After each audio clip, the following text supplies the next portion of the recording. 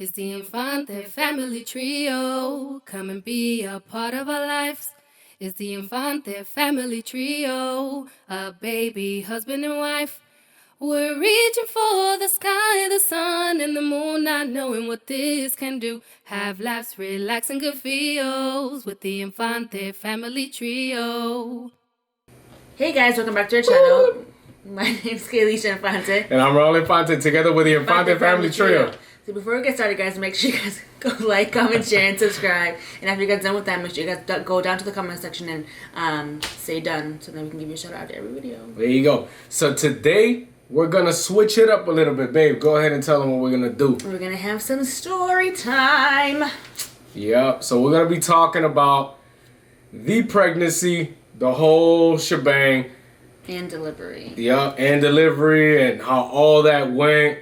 She doesn't have a lot of memory of it, but boy, you know, a lot of people always ask me about what happened and all that stuff, and I'm tired of telling the same story over and over, so we're just going to do it on our show. So I hope you guys enjoy the show and the story and the whole craziness of the whole situation. So you can actually go ahead and start off because obviously the female knows first, so go ahead. Yeah, so when I first found out I was pregnant, I just had a feeling that I was pregnant for some reason. Like, I was like, let me go take a test because I was late. But I was always usually late, but for some reason I was like, oh, I'm going to go take a test. So I went to... Time out. Hold up. I don't know. Don't interrupt me. Hold up. I don't know if it's me, but I don't know how many times she took a test thinking that she was pregnant because she would eat some weird stuff like pickles with like chocolate syrup, and then people will be like, oh, you're pregnant, or she wouldn't want to drink or anything like that. It wasn't pickles. It was pickles with American cheese. That's disgusting. She'll eat like weird stuff, and all of a sudden everybody's like, oh, you're pregnant, la la la. So it was a lot of... And then I was never pregnant. She was never pregnant. Weird. You know what I mean? Or in her head. So go ahead. All right. So like I was saying, I went to CVS to go get my birth control because I was due for my birth control, and I got a pregnancy test. Then I went to Market Basket because it was right across the street, and I used their bathroom, and I took a test, and then I saw that it was positive. I didn't even know that. Yeah. Market Basket? Mm-hmm. And it was positive, so I walked to Marshall's, and I told them, oh, come pick me up because I have to get something in Marshall's. And I got like this onesie, but I was like so nervous. But keep in mind, guys, like I'm sorry, it's so typical of her to get out of work, then go to Market Basket or go to Marshall's or like go shopping and things like that. So it wasn't like it was abnormal behavior from her. I was like, all right, just another day in the office. Kay went shopping after work, so I went to pick her up. But go ahead. Yeah. Was this before? No, I had my license, right? Yeah, you did. Yeah, I did. I had my license. I just had a car, so my friend dropped me off. And I'm over here looking for a onesie. Like, I'm like, how am I gonna tell him? How am I gonna tell him? I wasn't even thinking. Like, I was like, everything was a blur. I'm like, oh my god. Then I finally, he picked me up, and he's like, oh, what's that gift for? And I was like, oh, for the baby. He's like, oh, who's having a baby? And I said, we are. And he's like, no, we're not. And I'm like, yeah, we are. And he opened it, and he was smiling, and then I'm like, okay, whatever, he's fine. On the way home, it was like the most quietest, the most silent ride ever. And I was looking over at him. He didn't say a word. Then he went in the shower and took like a 2-hour shower. And I was over here like, is he okay? Like, what's going on? Didn't talk, nothing. I had to call his sister and be like, can you guys come over here? Because something's wrong. Like, he's being weird. But then we were fine. So listen, it's the state of shock. Honestly, I don't remember another time where I was in a state of shock like that. Because it was just so sudden, you know. Everybody has plans. We got married. We had a crazy wedding. We knew that we wanted to have kids, but we never really established like when we were gonna have kids, and we like to have a good time and just live day by day. You know what I mean? And we wanted to travel one more time. We went to Jamaica for our honeymoon, and then 4 months later. Then 4 months later, she ends up being pregnant, but we said we wanted to travel one more time. But, you know, God ended up blessing us with that baby. But in that moment, man, she's right. That car ride was, like, the weirdest thing. Like, and it wasn't because I was mad or anything like that. It was just, I just didn't know how to handle it because I've never been in that situation before. So like I was trying to talk and no words would come out. I literally didn't talk for hours, and I would try to talk. And it's funny because she said that, you know, my sister and my brother-in-law ended up coming over and they were talking to me and they were like, oh, what's going on and everything. And I was literally trying to talk and I was like, I didn't have the words. I could not speak nothing. Even after the shower, I was super awkward in the house, and I knew that I was like, damn, I know I'm messing up here because she must feel bizarre that I'm not reacting to the news or anything like that. And obviously this is happening regardless. So we had to do something about it. You know, I had to step up and say something, but the words just wouldn't come out. And then finally, you know, I was able to speak and just say, hey, listen, you know, we're having a baby. And they were super stoked because they already have kids themselves. So, you know, that ended up happening. Now, the process of the pregnancy. Yeah, so my entire pregnancy, I got sick like one time. No morning sickness, nothing. I worked till the end until my water broke, all the way to the end. No, I had cravings and stuff. I always craved pizza. I had to have pizza once a day. Yeah. Once a day, I had to have pizza every day. And the only thing that I was anemic. I was really anemic, and I had to get an infusion. Then I got a reaction to the infusion, so that didn't work. But other than that, I was completely fine. No, she was good. You know, I was so worried about like the morning sicknesses and all that. And Kay was a rock star. She worked all the way to the end of the pregnancy, like working with people all the time. It was like crazy. Like it was like if nothing really happened except she was obviously getting a belly. But then this is where it got weird. It got weird at the last month, like really close to the delivery date. She started getting really thirsty. When I say thirsty, I'm not talking about a water bottle thirsty. I'm talking about like she was having me buy her like Gatorades and things like that. And it started off being like the regular size Gatorade, more Powerade. But then she was like, oh, I'm still thirsty. So I would get her the bigger Gatorades, the really big ones. And she had this cup that she would fill it with ice, like crushed ice. She'll fill it to the top and literally pound it down in like one sip, and then she'll be thirsty right after that again. And most people, you would think, oh, you know, that they'll be bloated. Most people will be bloated in that situation, and she wasn't. So I was just like, oh man, you know, we didn't think anything of it because, you know, again, it's our first experience. So we're like, oh man, the baby, I don't know. Maybe it's a pregnancy thing. We didn't know, so we didn't even bring it up to anybody, you know, because we didn't think, like I said, I just thought it wasn't a problem. When you're pregnant, because even when my entire pregnancy, I would drink water, like water all the time. Like we hydrate a lot, anyways. Yeah. You know what I mean? So yeah, no. That ends up being a massive part of the pregnancy. So, delivery date So then my due date was July 20th. My last day of work was supposed to be July 18th. I worked 17th. July 18th, my water broke at 3 in the morning. I went to go to the bathroom. Well, I actually was laying down and I rolled over to my side and I literally heard a pop. Like it was weird, like a pop. So I stood up and I was like, oh, my water broke. And then nothing happened. I was like, oh, okay. So I'm like, whatever, I'm going to go pee like I usually do at 3 in the morning. Go pee. I'm like looking down, like, no, nothing's happening. And I get up and I'm like literally leaking. And I'm like, so I sat back down and I'm like, okay, that's weird. So I'm like, maybe I just had to pee again. So I stood up and I was leaking. I was like, no, my water broke. And I told him, like, my water broke, I need to go. But I was completely fine. I took a shower, did my hair. Yeah.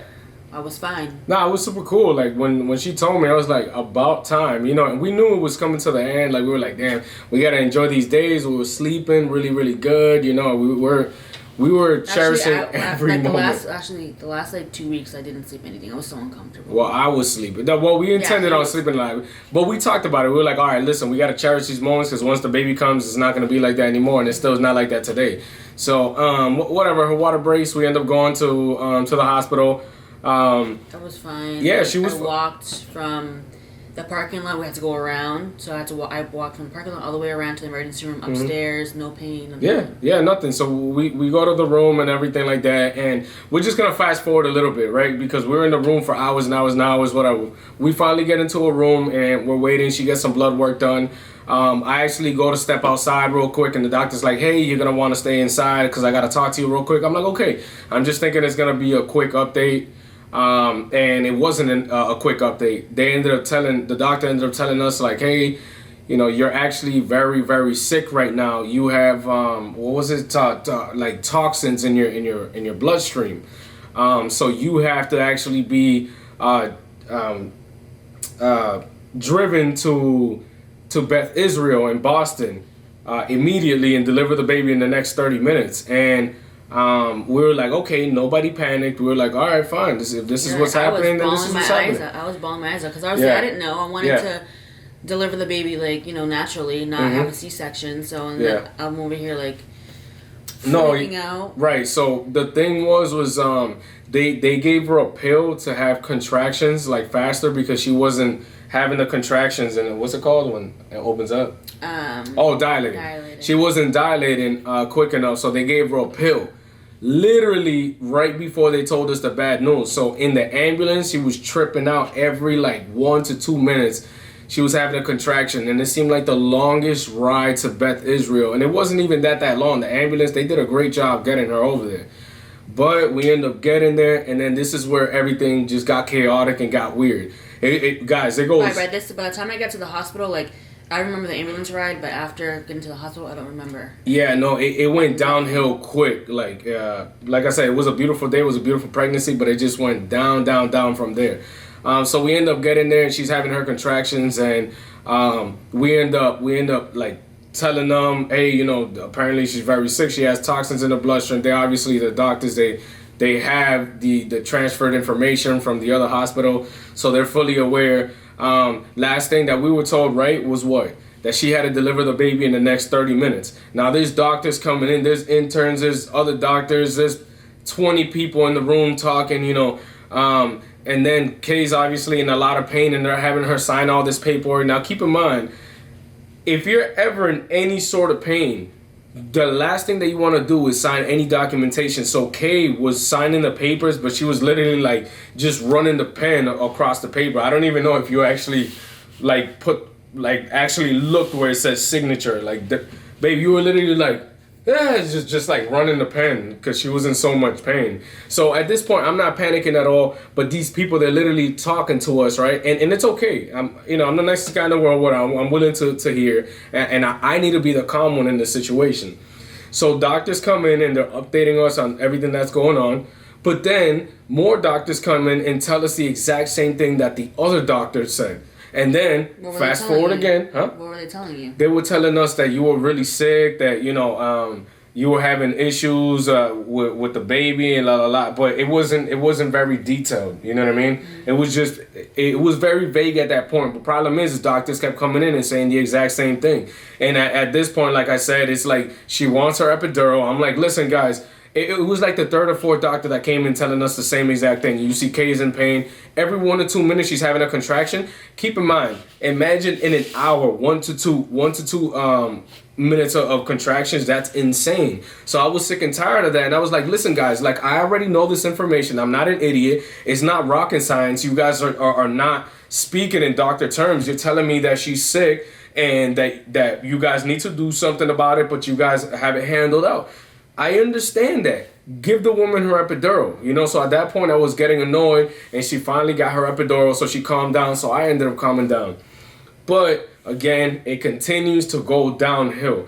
Hours and hours go by. There's not that much progress. She has a monitor. The baby has a monitor, and she still wasn't dilating. It was weird because I was like, man, if she's having all these contractions, why isn't she dilating, right? So I noticed that Kay's what is it on the monitor? What is that called? Heart rate. Yeah, but all of it all together. What is that called? Vitals. Yeah, her vital signs were all dropping. They were just super unstable. So again, remember, they're supposed to deliver this baby in 30 minutes. It's been hours now. But what they said when we got there was that, we don't have to deliver this baby right away. In 30 minutes, that's not what we're doing. We're just going to hold off. She could still dilate and have this baby naturally. So I'm like, okay, I didn't like that idea because it was conflicting from what we heard first. But, we went with it.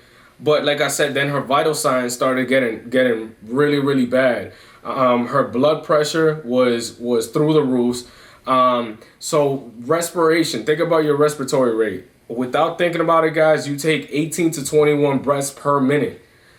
Kay was taking 10 breaths per minute. If you do the math on that, what is that? Well, I'm not good at math. that's one breath every 10 seconds. So if you're thinking about it right now, pause this video, hold your breath, count to 10, take one breath, then do it again.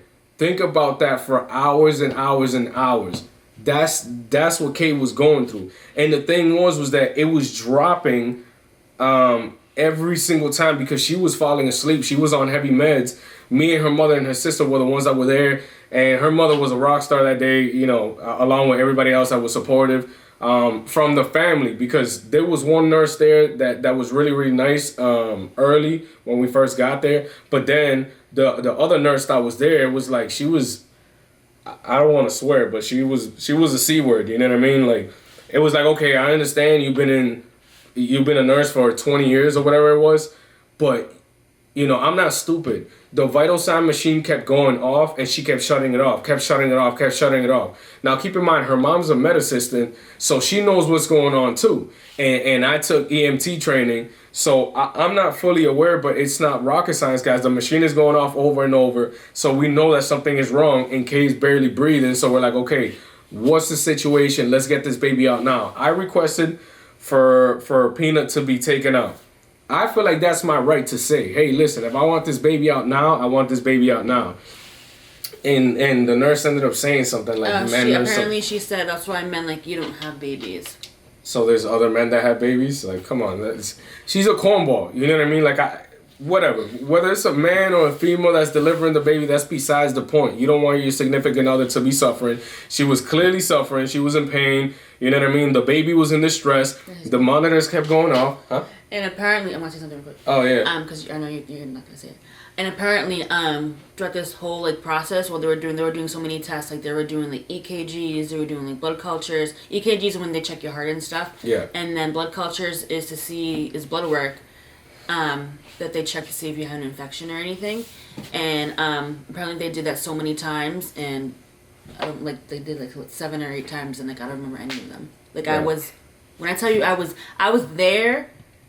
But I wasn't there. Oh, she was gone. Yeah. She was gone. You couldn't ask her a question or anything like that because it was just babble. She wasn't, you know what I mean? She was like sedated. So there was really nothing there. So whatever. Hours go by again. I think it was 16 hours later. Finally. No, it was longer than that. Longer? I think it was like 18 months. So whatever. It's a long time. Almost 24 hours waiting. I finally hear him I hear him talking in the hallway about Kay, you know what I mean, the issues that she's having, and it's like, what are we wasting time for? They finally take her.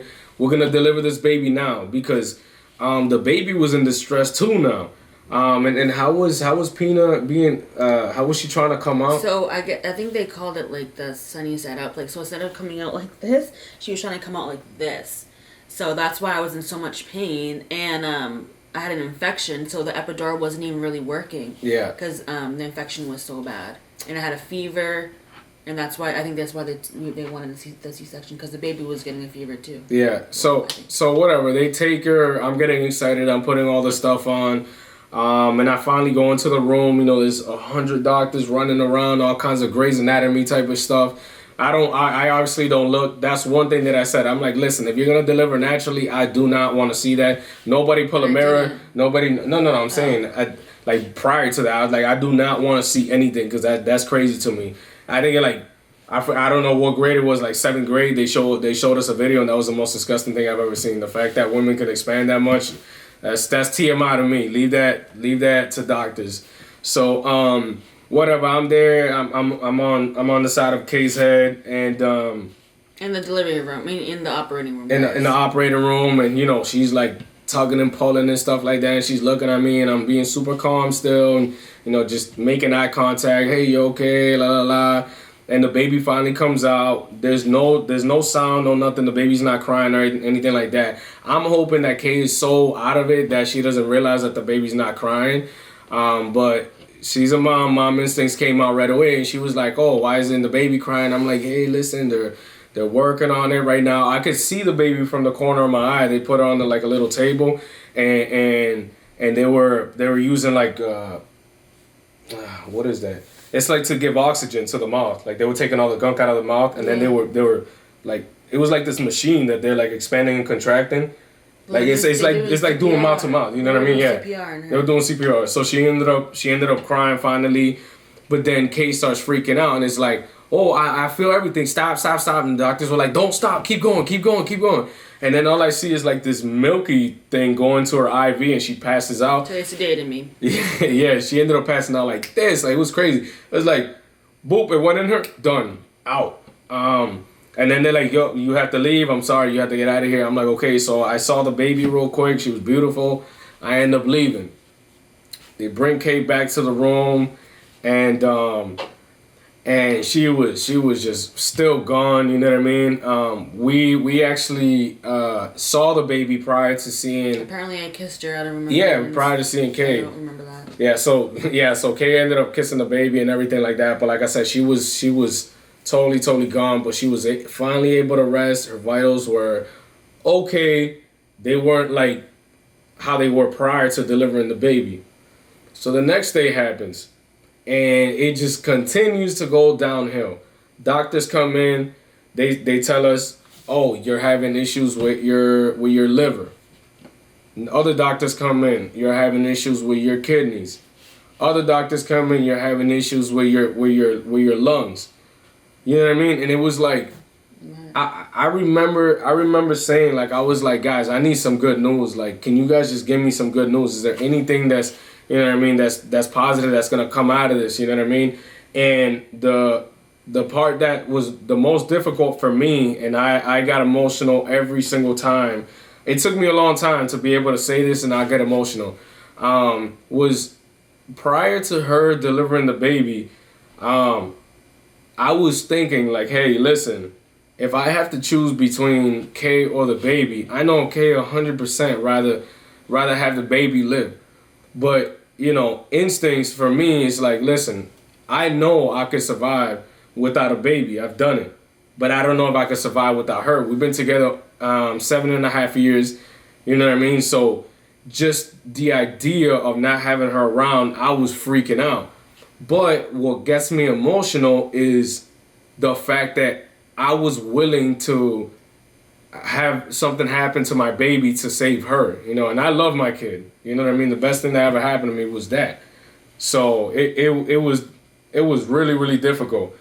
But, you know, like I said, the bad news just kept piling on, and then doctors come in, hey, you also had preeclampsia on top of all the issues that you had. So preeclampsia actually affects your heart. So she had swelling on her heart and everything. So she ends up getting transferred to the ICU. Which is like a different building. Yeah.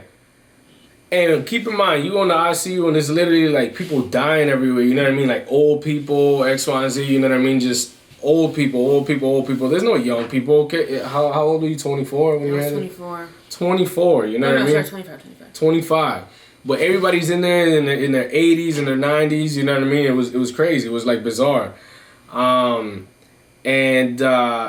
At that point, you know, Kay actually ballooned a lot. And I'm gonna circle back to what I was saying a second ago. Actually, in the beginning of the video where I was talking about how she was really thirsty. This is where it comes into play. We didn't understand what was going on. Why Kay was so thirsty. She was so thirsty because she was trying, her body was reacting to the toxins that were in the bloodstream. So naturally, what she was trying to do was remove all the toxins from her body naturally, but obviously it wasn't working. So what ended up happening after the pregnancy, because she had the kidney failure, what's the function of your kidneys? Right? They flush everything out. Her kidneys failed, so the fluids weren't coming out. They were staying in her. So look at how tiny she is. She was ballooning. Like, obviously I could still recognize her, but like it was bad. It was bad. Like, yeah, it looked like I was like 200 pounds. Yeah, you might have been, right? Yeah. Easily. You were like 200 pounds. It's crazy. 200 pounds, right? That's insane. So she stayed in the ICU for a long how many days was it? 4 days, because I... 4 days. Yeah, 4 days, because I met her on the 4th day. Yeah. Now keep in mind, the building that the baby was in was like, I want to say like... A block, wasn't it? Yeah, like a whole block from where she was staying. So every time there was a visitor, remember, it's only one person that could go in with me. This is prior to COVID. Now, nobody could go. But it was only one person at a time that could go with me. Imagine a family of 5 go. I would have to walk that block, come back, walk that block, come back. And remember, we're from Massachusetts. The temperatures don't go too crazy here. You might see a day that's 96. Rarely you see 100. You know what I mean? Even in the summer, it snows in April. Yeah. So, but somehow that year it was like 103, 104. It was crazy, and I was walking in there. I swear to God, I got in shape from going back and forth, back and forth, back and forth. And then, so you didn't see the baby for that long, right? I mean, for a long time, right? Yeah, I didn't see her until 4 days after I had her. So I was telling Kay, but again, she's still all drugged up, so she like didn't remember stuff. I would tell her, hey, don't talk to anybody on the phone, because like she'll talk to her mom and things like that. And again, super supportive. Her mom was there all the time. Her sisters were there all the time. The family was there all the time. I ended up getting a room over there at the hospital. The way that it works is it's first come, first serve at the desk at a certain time, so I would get a room. So she ended up telling her mom, like, oh, Mom, I'm having heart failure. But we all knew she was already having heart failure. But when she reiterated that, the mom thought that she meant even more than what she had. So I'm in my room. I ended up talking to her. The doctors are coming in here talking to me, and I'm over here like, okay, but I don't know what's going on because I'm like drugged up and stuff. So I'm like, they're telling me, oh, you're having heart failure. I'm like, okay. 2 seconds later, I forget what they just told me because I'm out of it. So yeah. So my brother-in-law, Goo, shout out to Goo. My brother-in-law calls me and is like, oh, what are you doing? I'm like, what do you mean what I'm doing? I'm in my room. I'm getting all my stuff. He's like, yo, you have to go to the room right now, okay? He's having heart failure. Yo, I grab all my stuff, and keep in mind, I just got off the phone with her. So I'm thinking that something happened in that, like, 1 minute that I was grabbing my stuff. Because my brother-in-law is always, we call him Goof because he's a goofball, you know what I mean? He's always joking around and everything. And, that he had that tone, like, it was like, boy, you better get your butt over there, you know what I mean? So I grab all my stuff, and I don't even, like, zip up my joggers or anything. I'm zipping down this hallway so fast that my phone is like flew out of my pocket and is literally like just gliding through the floor, and I'm there running. Boom! I grab my phone. I go to the doors. The ICU has closed doors, and I'm there trying to get in. Boom, boom, boom, boom, boom. So I run into the room, and listen. When I was running down that hallway, thank God nobody was there because I like blacked out because I thought it was more serious than what it was. You know what I mean? Well, I mean, it was serious. I know, but I thought it got worse. Yeah. You know what I'm saying? Like I panicked, and again, I was in that shock, like I couldn't even talk. That heart doctor that was there the day before when I saw him, he was there in the morning. So I'm like, hey, you, and then I opened the sliding door in case sitting up, perfectly fine. I'm like, are you okay? And you end up telling me, you're like, you talked to my mom, didn't you? I'm like, oh, you said something like, oh, I shouldn't have told my mom or something like that. I don't remember. Yo, I was like, the fact that she was sitting up, I was like, okay, you're there. The doctor said, like, it was the weirdest thing, and the guy was just like so confused. The doctor that was right there, he was like, I don't even know, man. They see, I'm still at loss of words right now, because it was just like, imagine you're thinking that your significant other, something's wrong with them. And then you go into the room and they're just like, just staring at you like it's another day in the office. Like, that's crazy. You know what I mean? So, they kept making you do this test for your liver. What they make you do, man? For your liver? I don't know. Oh, okay. Yeah, I remember that. So they would make her like put her hands straight out like this. You don't remember that? No. Yo, she did that like 30 times at the hospital. They would make her put her hands out like this, and if her hands shook, that means that her liver wasn't working correctly. But then her hands started to stay steady like this. So if you ever got a question if your liver's okay or not, just hold your hands straight up the furthest that they could go. If they shake, then that's a problem. See how mine are steady? Shaking? It's still good. In the beginning, they were. Yeah. But then after that, baby, you did that test like 30 times. I don't remember. That's crazy. God, he gets mad because I don't remember. No, I'm not mad. I'm shocked that you don't remember that. I don't remember. They will come in the room all the time and be like, hold your hands out.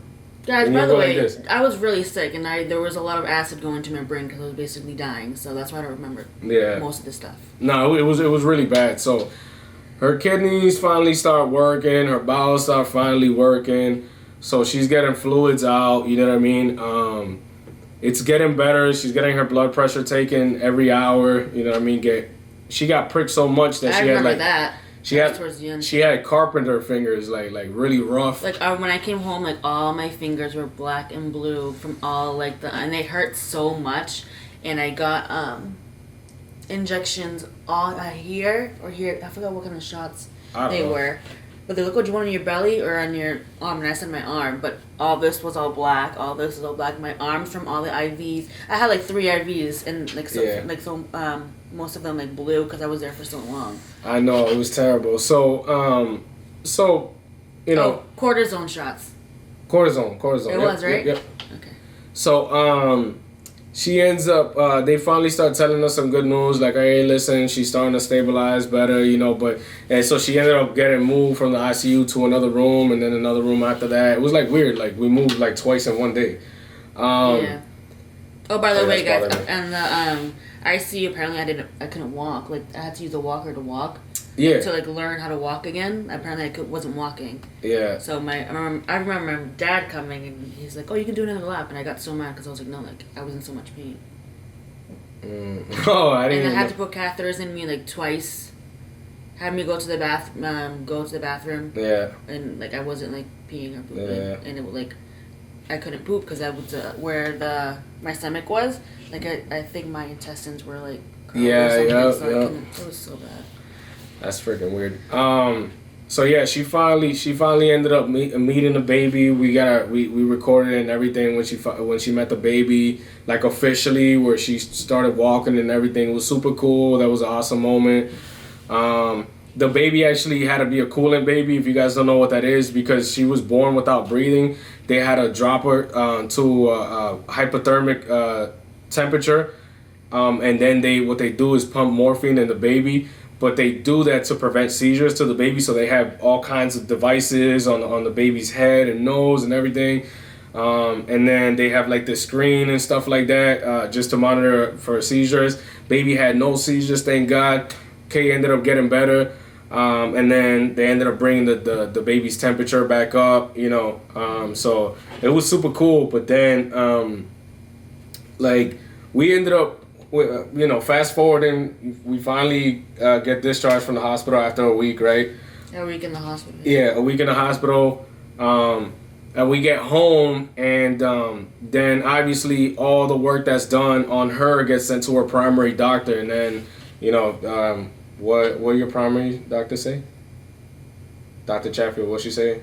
About what? Like after, like, she said something about everything that was happening to you over there. Oh yeah, she was basically it was like she said that the way, like, 'cause she got the chart and basically she said that it was worse. It didn't sound as bad until she read everything and she's like, yeah, it's really bad. Like basically I was filled with fluid and it was up to here. So basically I was like drowning in my own fluid. Yeah, exactly. So that explains why she ballooned so much, and then, you know, why her respiratory levels were so low. Remember, she was at 6, where everybody's at 18 to 21 per minute.